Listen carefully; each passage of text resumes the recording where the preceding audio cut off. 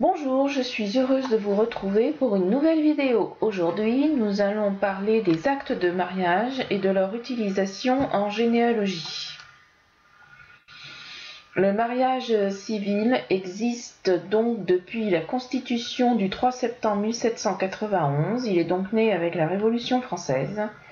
Et les modalités du mariage ont été fixées dans le décret du 20 septembre 1792, comme on l'a vu précédemment dans une autre vidéo. L'âge minimum pour le mariage était alors de 15 ans révolus pour les garçons et de 13 ans révolus pour les filles. Le consentement des parents est obligatoire. Il faut au moins celui du père s'il est vivant. Sinon, c'est celui de la mère qui est nécessaire. Et à défaut de l'un ou l'autre des parents, ça sera celui des 5 plus proches parents maternels ou paternels qui sera nécessaire. À défaut de famille proche, ce seront les voisins des mariés qui seront autorisés à donner leur consentement au mariage. Avant la célébration du mariage des futurs conjoints, la publication des bans est obligatoire. Celle-ci se fait au lieu du domicile de chacun des époux. Par domicile, il est convenu que chaque conjoint est considéré comme étant domicilié dans une commune lorsqu'il y a vécu au moins 6 mois. La publication des bans se fait au moins 8 jours avant la célébration du mariage par l'officier d'état civil. Une affiche est apposée devant la porte de la maison commune, c'est-à-dire la mairie. Un registre est tenu pour recenser tous les mariages des habitants de la commune, qu'ils se marient ou non dans la commune concernée. Ce registre doit préciser les noms, prénoms, profession et domicile des futurs époux, ainsi que le nom et prénom de leur père et mère. Alors, ce document est un document à ne pas négliger dans vos recherches généalogiques, car il peut vous aider à trouver la date d'un mariage, à trouver aussi le nom des parents des futurs conjoints.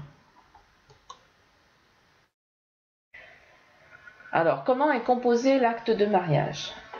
Tout d'abord, figure l'identité des futurs époux, le nom, le prénom, l'âge, le lieu de naissance, la profession et le domicile de chacun des époux.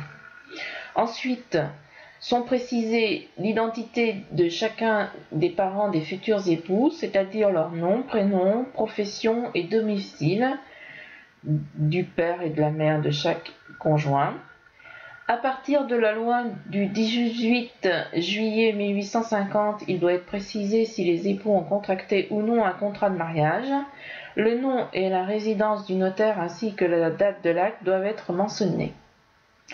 L'identité des témoins est précisée dans l'acte de mariage, donc on peut retrouver leur prénom, leur nom, l'âge et la profession de chacun d'entre eux.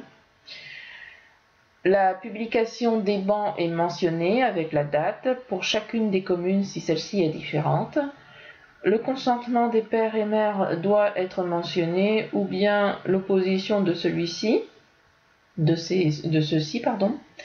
Enfin, la mention de la déclaration des parties comme quoi ils acceptent de se prendre pour époux l'un l'autre et la prononciation de l'officier d'état civil est précisée.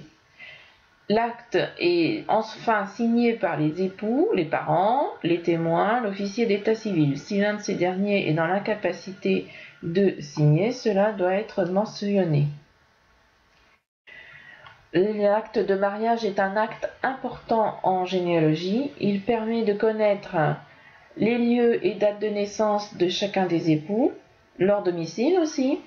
Il permet de connaître l'identité des parents de chacun des époux, s'ils sont toujours en vie ou s'ils sont décédés. La présence éventuelle d'enfants nés avant le mariage, dans le cas d'une reconnaissance d'enfants, peut être précisée. C'est donc un acte clé à trouver pour pouvoir continuer vos recherches généalogiques. Je vous remercie pour m'avoir écouté jusqu'au bout de ma vidéo et je vous dis à bientôt pour une nouvelle vidéo.